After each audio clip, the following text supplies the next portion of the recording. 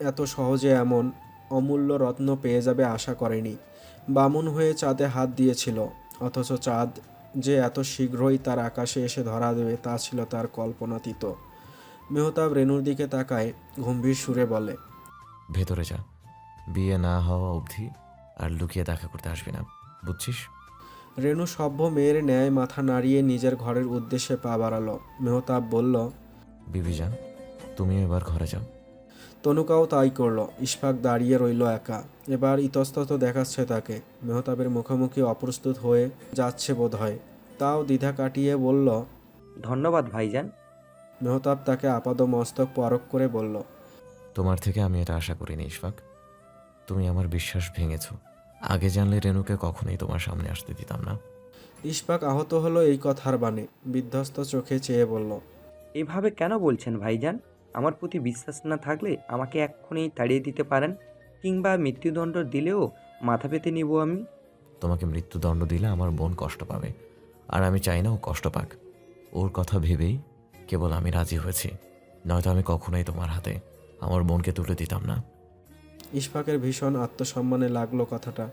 সে মেহতাবের মতো ধনী না হোক, অন্তত মনটা ছোট নয়। মেহতাবের মতো এত নির্দয় নয় সে, যদিও আজকাল তার হয়ে কাজ করতে করতে অনেকটাই সেই পথে চলে গিয়েছে সে। তাও অন্তরে এখনও যথেষ্ট ভালোবাসা আছে, মায়া, মমতা, প্রেম সবই আছে। সে নিঃসন্দেহে রেনুকে ভালো রাখতে পারবে। তবে মেহতাব কেন এভাবে বলছে তাকে? ইশফাকের কষ্ট হয় খুব। মেহতাব সেখান থেকে চলে আসে। ইশফাকও নিজের ঘরে যায়, বিছানায় গা এলিয়ে দেয় সহসাই। ভাবে কত মানুষ তো কত কিছু করেছে তার ভালোবাসা পাওয়ার জন্য। সে না হয় তার আত্মসম্মানটাই খোয়ালো, তাতে কি আসে যায়। বিছানা ঝেড়ে তনুকা হেলান দিয়ে বসে। মেহতাব তখন আলমারি খুলে কিছু একটা করছিল। তনুকা চেয়ে বলল, আপনার এই সিদ্ধান্তে আমি খুব খুশি হয়েছি মেহতাব। মেহতাব চাইল, বলল। এই ব্যাপারটা তুমি আগেই জানতে, তাই না? তনুকা নখ খুঁটতে খুঁটতে বলল, হ্যাঁ। তোমার দেখা বাগানের ওই ছায়ামূর্তিগুলো তবে ওরাই ছিল? হুম। আগে বলনি কেন আমায়? উপযুক্ত সময়ের অপেক্ষায় ছিলাম। যদি সেই উপযুক্ত সময় আসার আগেই কোনো অঘটন ঘটে যেত? কি ঘটতো? বিবি, রেনু এখন নিতান্তই এক কিশোরী, অন্যদিকে ইশফাক পুরো দস্তর এক যুবক। রেনুর রাত বিরেতে তার সাথে এই হুটহাট দেখা করাটা নিশ্চয়ই মঙ্গল কিছু বয়ে আনতো না। এইটুকু নিশ্চয়ই তুমি বুঝো। তনুকা ইতস্তত সুরে বলল, ইশফাক ভাই ভালো। আমার মনে হয় না উনি তেমন কিছু করতেন বলে। আমি ওনার চোখে সত্যিকারের ভালোবাসা দেখেছি। আর আমার চোখে দেখোনি? তনুকা থমকায়, নিষ্পলক চোখে মেহতাবকে দেখে। কেমন উদ্ভ্রান্তের ন্যায় সে চেয়ে আছে যেন। তনুকার অস্বস্তি হয়, তাই প্রসঙ্গ পাল্টাতে চট করে বিছানা শুয়ে বলে ওঠে, লাইটটা অফ করে এসে শুয়ে পড়ুন, অনেক রাত হয়েছে। মেহতাবও আর কথা বাড়ালো না। তনুকা যে ব্যাপারটা উপেক্ষা করছে তা সে বেশ বুঝতে পারছে। তার ঠোঁটের কোণে অবজ্ঞার হাসি ফোটে। করুক উপেক্ষা, কতদিন চলবে এসব? একদিন ঠিক শেষ হবে। দিন যে এবার ফুরিয়ে আসার পালা। মেহতাব, মেহতাব তাকালো, মেঝো কাকাকে দেখে প্রশ্ন করল। কিছু বলবেন কাকা? রমেশ মজুমদার একবার সতর্ক দৃষ্টিতে আশপাশ দেখলেন, তারপর মেহতাবের কাছে গিয়ে বললেন, একটা কথা জানার ছিল। জি বলুন। ওমরের কোনো খবর জানো? মেহতাব ভ্রু কুঁচকালো, বলল, ওনার খবর আমি কি করে জানবো? না, আসলে তোমাদের বিয়ের পর থেকে নিখোঁজ ও। নিখোঁজ হলে পুলিশের কাছে যান, পুলিশ কেস করুন। আমাকে বলে তো কোনো লাভ নেই, আমি তো আর নিখোঁজ মানুষকে খুঁজে বের করতে পারবো না। রমেশ মজুমদার দীর্ঘশ্বাস ফেললেন। যতই মেহতাব মুখে বলুক না কেন সে কিছু জানে না। রমেশ মজুমদার নিশ্চিত ওমরের খোঁজ একমাত্র মেহতাবই দিতে পারবে। তাও সেটা মুখে প্রকাশ করার বিন্দুমাত্র সাহস নেই ওনার। তাই বিচার মহল থেকে বেরিয়ে তিনি ঘাটের কাছে গেলেন। সকালের উষ্ণ রোদ, সেখানে ছিল রাধাবো। কোমরে হাত রেখে ঘাটসহ আশেপাশটা ভালোভাবে পরখ করছে সে। রমেশ মজুমদার তার পাশে গিয়ে দাঁড়ান। রাধাব কারোর উপস্থিতি টের পেয়ে ঘুরে তাকায়। রমেশ মজুমদারকে দেখে ফিসেল হাসে, বলে, কি ব্যাপার হঠাৎ এখানে? এমনিতেই। তুমি এখানে কি করছো? ওই তো দেখছি সামনের জমি জমা আর এই দিঘি কিছুদিনের মধ্যেই আমার হতে চলছে যে। রমেশ মজুমদার কপাল কুঁচকে বললেন। মানে? রাধাব হাসে, বিদ্রূপের হাসি সেটা। অতঃপর বলে, আজ যদি আমি মেহতাব মজুমদারের মতো অনেক জমি জমার মালিক হতাম তবে তনুকাও আমার হতো, কিন্তু আফসোস হলো না। তাই ভেবেছি নিজেকে যে করেই হোক অনেক জমির মালিক বানাতে হবে। তবে আমিও খুব সহজে আপনার সুন্দরী রূপবতী মেয়ে তনুকা মজুমদারকে নিজের করে নিতে পারবো। রমেশ মজুমদার রেগে যান খুব। অতিমাত্রায় ক্ষুব্ধ হয়ে রাদাবকে মারার জন্য হাত তুলতেই রাদাব সহস্তে চেপে ধরে তা। তারপর চিবিয়ে চিবিয়ে বলে ওঠে, খবরদার আমার না হওয়ার শ্বশুর, আমাকে এখন আর আগের মতো দুর্বল ভাববেন না। আপনার এই হাতকে এই মুহূর্তেই ভেঙে গুঁড়িয়ে দেওয়ার ক্ষমতা আছে আমার। তাই সাবধান, এমন ভুল আর দ্বিতীয়বার করবেন না, নয়তো আমি ভুলে যাব আপনি আমার বাবার ভাই আর আমার অন অ্যান্ড অনলি প্রেমিকা তনুকার একমাত্র বাবা। এক ঝটকায় রমেশ মজুমদারের হাত নামিয়ে রাদাব চলে যায় সেখান থেকে। রমেশ মজুমদারের চোখ থেকে অগ্নি ঝরছে। রাগে ফোঁস করে নিঃশ্বাস ফেলছে তিনি। দাঁতে দাঁত চেপে নিজেকে শক্ত করলেন। ভাবলেন খুব শীঘ্রই এর একটা বিহিত করে তবেই ক্লান্ত হবেন তিনি, এর আগে না। মেহতাব কোনো এক কাজে বেরিয়েছে, ইশফাককে নেয়নি সাথে। ইশফাকের দুশ্চিন্তা তাতেই। মেহতাব নারাজ হয়েছে ভীষণ। ইশফাক চায়নি এমনটা, তবে ভালোবাসার কাছে পরাস্ত হয়ে এতটুকু তাকে এখন সহ্য করে নিতেই হবে। বুঝলে লাহিলা, এখন যা দেখছি দুদিন পর পথে না বসতে হয় আমাদের। রাহিলা হকচকিয়ে উঠলেন, প্রশ্ন করলেন, কেন কেন, কি হয়েছে? হওয়ার কি কিছু বাকি ছিল আমাদের? ওই মেহতার উপরে কোনো কালে ভরসা ছিল না আমার। ভেবেছিলাম রাধাবকে বিশ্বাস করে যদি কিছু পাই, কিন্তু এখন তো মনে হচ্ছে ওই বেটাও দ্রুত ভীষণ, আমাদের কিছুই দিবে না। রাহিলা নাক মুখ কুঁচকালেন, নীরস মুখে বললেন, তা তো আমি আগেই জানতাম। যতই হোক দুই ভাই না, বৈশিষ্ট্য তো একই রকমই হবে। কিন্তু কীভাবে তো চলতে দিলে তো হবে না, কিছু তো একটা করতে হবে। পরে মেজু ভাইজান সব কিছু পেয়ে যাবে, শেষে ফকির হয়ে থাকবো আমরা। রাহিলা ভ্রু কুঁচকে বললেন, মেজো ভাইজানকে কে কি দিবেন বলুন তো? ওনার কোনো সন্তান আছে নাকি যে কিছু পাবেন? মতিব মজুমদার নিভু সুরে বললেন। আছে আছে। রাহিলা চমকালেন খুব, চেঁচিয়ে বললেন, কি? কোথায়? আমি জানি না কেন? মতিব মজুমদার বিরক্ত হয়ে তার মুখ চেপে বললেন, আস্তে আস্তে চেঁচালে কেলেঙ্কারি হয়ে যাবে যে। আচ্ছা আচ্ছা, চেঁচাবো না, আপনি জলদি বলুন সব। বলছি, আসলে তুমি এই মহলের খবর অনেক কিছুই জানো না, কারণ তুমি এই মহলে এসেছো অনেক পরে। আমাদের বিয়ের আগে অনেক কিছু ঘটে গিয়েছিল এখানে, যা কখনো তোমাকে জানানো হয়নি, প্রয়োজনও পড়েনি। তাই তবে সব জেনে নেওয়া উচিত। মেহতাবের বউ তনুকা কিন্তু এই বাড়িরই মেয়ে, আমাদের মেজু ভাই বাবের একমাত্র মেয়ে। তনুকার যখন 15 কি 16 বছর বয়স, তখন ওর একটা অ্যাক্সিডেন্ট হয়েছিল। ডাক্তার বলেছেন ও অ্যাক্সিডেন্ট হওয়াতে ও মস্তিষ্কে পুরনো স্মৃতি সব মুছে গিয়েছে। ওর চিকিৎসা প্রয়োজন, গ্রামে ভালো চিকিৎসা পাবে না বলে ওকে সবাই মিলে ঢাকা তার মামার কাছে পাঠায়। তারপর সেখান থেকে বড় হয়েছে সে, কিন্তু এত চিকিৎসা করেও স্মৃতি আর ফিরানো যায়নি। ডাক্তারও বলেছিলেন কোনো রকম চাপ প্রয়োগ করা যাবে না, তাতে হিতে বিপরীতে মস্তিষ্ক একেবারে বিকল হয়ে যেতে পারে। সেই ভয়ে পরিবারের কেউ তার সাথে যোগাযোগ রাখেনি, দূর থেকে খবর নিয়েছে কেবল। তবে এত কিছুর মধ্যেও আমাদের জমিদার সাহেব তনুকা বলতে পাগল ছিলেন। ছোট থেকেই এই দুর্বলতা তার, তাই বিদেশ থেকে পড়াশোনা শেষে দেশে এসে এক প্রকার জিদ করে বিয়ে করে এই বাড়িতে আনে। মেজু ভাই ভাবি বা বড় ভাবিও চাননি এই বিয়ে, কিন্তু মেহতাবের জোরের কারণে হয়েছে সব। মেহতাব চেয়েছে তনুকা পুরনো পরিচয় নয়, বরং নতুন পরিচয়ে এই বাড়িতে থাকুক, আর সেই জন্যই তো জমাবের এত টান। রাহিলার দুই ঠোঁটের মাঝে দূরত্ব বেশ, তিনি মুখ বন্ধ করতে পারছে না। বিস্ময়ে চোখের পলক ফেলতেও ভুলে গিয়েছেন যেন। তাই তো বলি, মেজো ভাবি সেই প্রথম থেকেই তনুকাকে কেমন আগলে আগলে রাখে। আমি কিছু বলতে গিয়েও ওনার জন্য পারতাম না, যেন তনুকার চেয়ে ওনারই গায়ে লাগতো বেশি। এখন বুঝলাম মেয়ে বলে এত ভালোবাসা। হ্যাঁ, ঠিক ধরেছ। রাহিলার চোখ মুখ থমথমে হয়ে আসে। তিনি বিষণ্ণ সুরে বলে ওঠেন, তবে এখন কি করবেন?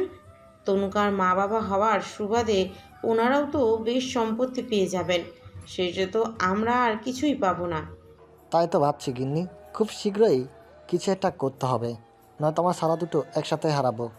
কি করবেন? মতিব মজুমদার গাল চুলকাতে চুলকাতে বললেন। মেথপকে মেরে দিলে কেমন হয়? রাহিলা চকিত হয়ে বললেন। আপনি পারবেন? মতিব মজুমদার হাসলেন, বললেন, হ্যাঁ, পারবো। কিভাবে? বিকেল হয়ে এসেছে, সূর্যের তেজ কমেছে অনেকটা। বাগানে এখন সোনালি আলো। দক্ষিণের দিকটায় খানিক বাতাসও বইছে। বসার ঘরে বসে আছে সবাই, গম্ভীর ভাবমূর্তি। মেহতাব ঠিক মাঝের এক সোফাতে বসা, তার পাশেই বসেছেন আম্বিরা বেগম। বিস্ময়াবিষ্ট চোখে চেয়ে আছেন কেবল। সব কিছু এখনও তিনি ঠিক হজম করতে পারছেন না। কবে কখন হলো এসব? ইশফাক আর রেনুর বিয়ে ঠিক মানতে পারছেন না তিনি। রেনুর আকুতি ভরা চোখ, মুখের বাচন ইশফাককেও যেন তার ব্যক্তিত্ব ধরে রাখতে দিচ্ছে না। রাদাব বলে ওঠে। সব ছেড়ে তোমার সামান্য এক সহকারীর সাথে বোনের বিয়ে দিবে ভাইজান? প্রশ্ন শুনে মেহতাব চাইল তার দিকে, জিজ্ঞেস করল। তাতে তোমার কোথায় সমস্যা হচ্ছে? রাদাব ভীত স্ফীত সুরে বলল। আমাদের বোনের জন্য নিশ্চয়ই ছেলের অভাব পড়েনি, তবে এই সহকারী কেন? তারা একজন অন্যজনকে ভালোবাসে, তাই। রাদাব কপাল কুঁচকে বলল। ভালোবাসলেই কি সব হয়ে যায়? লেভেলেরও তো একটা ব্যাপার আছে, ওর সাথে কি আমাদের বোনের যায়? রাদাবের কথা শুনে তনুকা হতভম্ব, যেন এটা আশাতীত ছিল তার নিকট। রাদাবের কাছে কি ভালোবাসার ঊর্ধ্বেও কোনো বস্তু আছে? তার কাছে ভালোবাসা এত ঠুনকো কি করে হতে পারে? ভালোবাসার প্রতি তার এই মনোভাব তনুকাকে ব্যথিত করে ভীষণ। মেহতাব বলে। আমার সিদ্ধান্ত আমি জানিয়েছি, আশা করছি আমার কথার বিরুদ্ধে কেউ যাবে না। রাদাব উঠে দাঁড়ায়, গর্জে উঠে বলে। কেন ভাইজান, সবসময় কেবল তোমার কথাই শুনতে হবে কেন? আমাদের কি মত প্রকাশের স্বাধীনতা নেই? তুমি রীতিমতো জুলুম শুরু করেছো আমাদের উপর। আর কত? এবার বন্ধ করো এসব। রাদাবের হুঙ্কারে হতবিহ্বল হয়ে পড়ে সকলে। কারোর মুখে কোনো রা নেই। নির্বাক নিষ্পলক চেয়ে আছে কেবল। ভাবছে হয়তো এক্ষুনি মেহতাব একটানে তার জিভ টেনে ছিঁড়ে নিয়ে আসবে। অথচ সবাইকে চমকে দিয়ে মেহতাব পূর্বের ন্যায় শান্ত হয়েই বসে রইল। বরং হাসল সে, বলল। হঠাৎ এত রেগে গেলে যে? জীবনের মায়া বুঝি ফুরিয়ে গেছে? ভয় দেখাচ্ছ আমায়? রাদাব দাঁতে দাঁত চিবিয়ে বলল। মেহতাব বিদ্রুপের সুর তুলে বলে উঠল। মেহতাব মজুমদার কাউকে ভয় দেখায় না ভাই, ডিরেক্ট কাজ করে দেখায়। তাই বলে সব সময় মাফ পেয়ে যাবে ভেবো না। আমার রাগ সম্পর্কে নিশ্চয়ই তোমার পরিপূর্ণ ধারণা আছে। রাদাব দাঁতে দাঁত খিচে এমনভাবে চাইল যেন মেহতাবকে এখন ওই কাঁচা চিবিয়ে খাবে সে। মেহতাব ফের হাসলো তা দেখে, বলল না আর কিছু। হালকা গলা ঝেড়ে বলল। আগামী পরশু আমি, রেনু আর ইশফাকের কাবিন করাবো। কিছু গরিব দুঃখী খাইয়ে সবটা করবো ভাবছি। বড় অনুষ্ঠান ভবিষ্যতে হবে। আপাতত রেনু এইটুকুতেই খুশি থাক। রেনু খুশিতে নাচতে পারলে বোধহয় বাঁচত। কোনো রকমে নিজেকে শান্ত রেখে বলল। এইটুকুতেই আমি ভীষণ খুশি ভাইজান, আমার আর কিচ্ছু চাই না। মেহতাব প্রস্থান ঘটালো। মেহতাবের কথার ওপর কথা বলার সাহস কারোরই নেই। তাই পছন্দ না হলেও মেনে নিল সবাই। একে একে বেরিয়ে গেল তারা। রাদাব ইশফাকের দিকে কটমট করে চেয়ে নিজের রাস্তা মাপল। দাঁড়িয়ে রইল তনুকা কেবল। রেনুর কাছে গিয়ে বলল। চিন্তা নেই, তোমার ভাইজান যখন বলে দিয়েছেন বিয়ে তখন হবেই। রেনু উত্তরে হাসলো কেবল। তনুকাও চলে গেল সেখান থেকে। রেনু ইশফাকের বরাবর দাঁড়ালো, ক্ষীণ সুরে বলল। ছোট ভাইজানের কথায় আপনি খুব কষ্ট পেয়েছেন, তাই না? ইশফাক চাইল, মৃদু হেসে বলল। ভালোবাসলে এমন একটু আধটু কষ্ট সহ্য করে নিতেই হয়। রেনু আবেগ আপ্লুত হয়ে বলল। I love you. ইশফাক সতর্ক দৃষ্টিতে আশেপাশ দেখল, তারপর চোখ পাকিয়ে বলল। বিয়ের পর্যন্ত ধৈর্য ধরা যাচ্ছে না, এখনই এত চেঁচিয়ে সব বলে দিতে হবে? আপনার ভাইজানের ভরসা নেই, আমি আমার কক্ষে যাচ্ছি। ইশফাক দ্রুত পা চালালো। তার ব্যস্ততা দেখে হাসল রেনু। সন্ধ্যার নিভু নিভু আলোতে দেখা যাচ্ছে দুই ছায়ামূর্তিকে। কিছু একটা নিয়ে জরুরি আলাপ চলছে হয়তো তাদের মাঝে। ইশফাক বিকেলে এই দিকটাই এসেছিল। মেহতাবের দেওয়া কোনো এক কাজ সারতেই এদিকে আসা তার। যাওয়ার পথে এই দৃশ্য দেখে থমকে দাঁড়ায় সে। মানুষ দুদিকে চেনার জন্য আরেকটু এগিয়ে যায়। সন্ধ্যার মথিত আলোয় যদিও কিছু স্পষ্ট নয়, তাও একবার চেহারা দেখে চিনতে পেরেছে সে। চেনা মাত্রই চোখের দৃষ্টি আরও তীক্ষ্ণ হয় তার। লোক দুটির কথা শোনার চেষ্টা চালায়। গাছের আড়াল থেকে শোনা মুশকিল বেশ, কিন্তু না শুনলে বিপদ হয়তো। ইশফাকের মন বলছে লোকটার মাথায় ভয়ানক কিছু চলছে, আর তার মাথায় ভয়ানক কিছু মানে মেহতাবের বিপদ। ইশফাক সেটা চায় না একদমই, তাই শুনতে হবে। কান খাড়া করতেই বেশ কয়েক লাইন তার কর্ণগোচর হয়, আর যতটুকু শুনেছে ততটুকুতেই বুঝতে পেরেছে মেহতাবের সামনে ঘোর বিপদ। তাকে এক্ষুনি গিয়ে জানাতে হবে সবটা। ইশফাকের কথা শুনে হাসলো মেহতাব। ইশফাক খানিক ভরকালো। তার এই কথার বিপরীতে মেহতাবের হাসিটা ঠিক জুৎসই ঠেকছে না, তাই সাহস করে প্রশ্ন করলো। হাসছেন কেন ভাইজান? মেহতাব হাসি থামিয়ে বলল, বুঝলে তো ইশফাক, ছোট কাকা এত অল্প বয়সে মারা যাক তা আমি চাইনি, কিন্তু কি করার বলো, উনি তো নিজেই নিজের পায়ে কুড়াল মারলেন। ওনার জন্য এখন না আমার বড্ড মায়া হচ্ছে। ইশফাক বুঝল এই হাসি বিদ্রুপের। সে দীর্ঘশ্বাস ফেলল, বলল, এখন কি করা উচিত? বিষ বিষ দিয়েই তো মারতে চেয়েছিল আমাকে, সেই বিষেই প্রাণ যাবে তার। ইশফাককে আর বাকিটুকু বলতে হয়নি, বুঝে গিয়েছে সব। ইশফাক চলে যাওয়ার পর মেহতাব তার কক্ষে ফিরে আসে। মনে আজ অসুখ হয়েছে, যার দরুন চারদিক ফ্যাকাশে লাগছে খুব। বিছানায় গা এলিয়ে দেয়। তনুকা ঘরে নেই, হয়তো রেনুর ঘরে, নয়তো অন্য কোথাও। আজকাল মেহতাব বড্ড উদাসীন হয়ে উঠেছে, হয়তো পরিকল্পনার শেষ পর্যায়ে। তাই চারপাশটা বিষাক্ত ভীষণ। এই বিষাক্ততা সে আর বেশি দিন কুলিয়ে উঠতে পারবে না। সময় হয়তো এসেছে এবার তার বিবিজানকে নিয়ে হারিয়ে যাওয়ার পালা। মেহতাব ম্লান হাসে। তনুকার মুখটা চোখে ভাসছে তার। মেয়েটাকে ভালোবাসে সে, তার বড্ড কাছের, অথচ মেয়েটা মূর্খ, বুঝলই না। মেহতাবের মন খারাপ হয়, চোখ বোঝে শুয়ে থাকে। তাই বৌমণি, আমি কি বিয়ের শপিং করব না? করবে তো? ভাইজানকে বলো না গিয়ে। আচ্ছা বলবো। রেনু খুশি হয়, আপ্লুত সুরে বলে। আমি একটা লাল শাড়ি কিনবো। তনুকা মাথা হেলিয়ে বলে, আচ্ছা। তুমি কি কিনবে? আমার তো অনেক শাড়ি আছে, নতুন কিনতে হবে না। হুম, অবশ্যই কিনতে হবে। আমার বিয়েতে সবাই নতুন কাপড় কিনবে, বুঝেছো? তনুকা হাসলো, বলল, ঠিক আছে। রেনু জিজ্ঞেস করলো, তুমি মেহেন্দি পরাতে জানো? হ্যাঁ, পরবে? রেনু উত্তেজিত হয়ে বলল, হ্যাঁ হ্যাঁ। কিন্তু মেহেদি এখন কোথায় পাবে? আমি এক্ষুনি গিয়ে ইসফাককে বলি, উনি নিয়ে আসবেন। আচ্ছা তুমি বসো, আমি তোমার ভাইজানকে দিয়ে বলাচ্ছি। ঠিক আছে।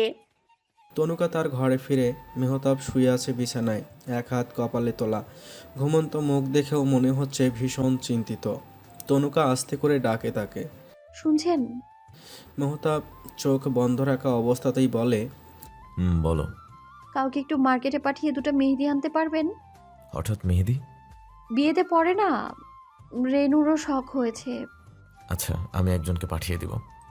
ইশফাক ভাইকে এখনই বলে দিন। ইশফাক অন্য কাজে গিয়েছে, ফিরতে লেট হবে অনেক। অন্য কাউকে দিয়ে আনিয়ে দিব আমি। আচ্ছা। তনুকা পা বাড়াতেই ওড়নায় টান পড়ে। গলায় হাত দিয়ে ঘুরে তাকায় সে। মেহতাবের এক হাত তার ওড়না পেঁচানো দেখে, অথচ তার ভাবমূর্তি এখনও আগের মতোই। তনুকা জিজ্ঞেস করলো, কিছু বলবেন?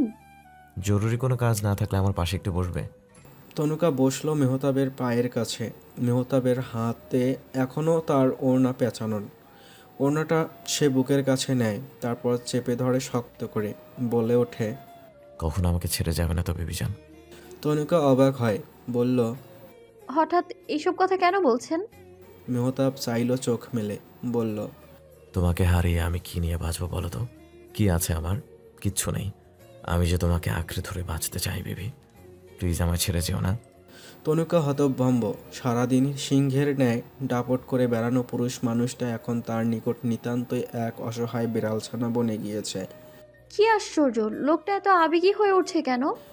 তনুকা মাথা নুইয়ে বলে ওঠে, আপনার কেন মনে হচ্ছে আমি আপনাকে ছেড়ে যাব? মেহতাব হাসে, ওড়নাটাতে খানিকটা টান দিয়ে বলে, ভালোবাসলে মানুষ এমনিতেই সব বুঝতে পারে। তনুকা চেয়ে বলে, তেমন কিছুই না। অযথা এইসব নিয়ে না ভেবে বোনের বিয়ে নিয়ে ভাবুন তো। একটা গল্প বলবো, শুনবে? মেহতাব তনুকার পূর্বের কথাকে পাত্তাই দিল না। বিরক্ত হলো তাই সে। বলল। না। মেহতাব কপাল কুঁচকালো, ওড়না টেনে বলল।